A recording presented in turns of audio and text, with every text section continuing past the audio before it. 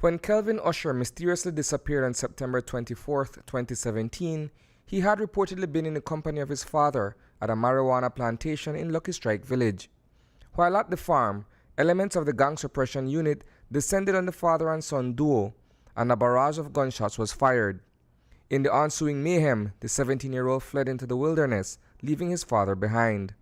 41-year-old Cameron Usher Senior was arrested and charged for marijuana cultivation and was arraigned before Chief Magistrate Sharon Fraser the following day. His son, a first-year student at SJC Junior College, remained missing for several days, and the circumstances surrounding his disappearance created quite a volatile situation between citizenry and the Belize Police Department, which ultimately led to the Prime Minister's intervention. Today, Cameron Usher has been acquitted of the charge, and News 5 spoke with Senior Counsel Richard Dickey Bradley, who represented the Suboon Street's chef. The magistrate gave a very detailed and comprehensive review of all the evidence that came to his court. He looked almost sentence by sentence into what the two GSU officers had testified to. And I think you could tell even at this late stage, the case had concluded in terms of presenting evidence from August, and there were legal submissions, as you heard him made reference to the Evidence Act and to a well-known case that lawyers use that comes from our Court of Appeal called Lysandra Matu.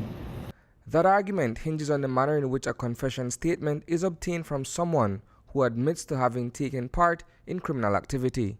In this case, the burden of proof was on the GSU officers to show that the admission made by Usher was not given under duress or any other unlawful means. The magistrate also carefully reviewed the legal submissions in relation to the claim by the police that Cameron, who was trapping a chin stump, had said, well, I come to free up this thing, whatever that means, no?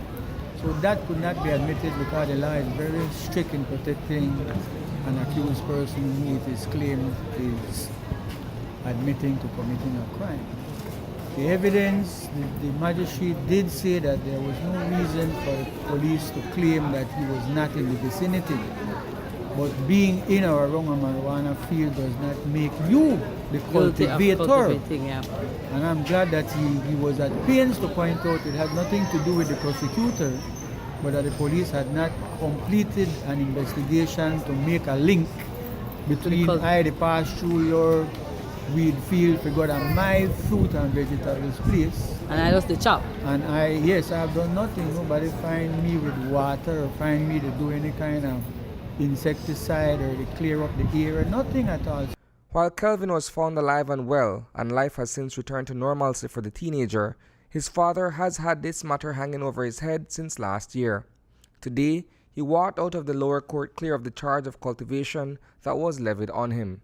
It was a tight case. It could have almost gone against Cameron Usher, but as you know, he's a man that believes in Jah Rastafari, and he, whatever name we call God, he was praying real hard, and his prayers were answered just now.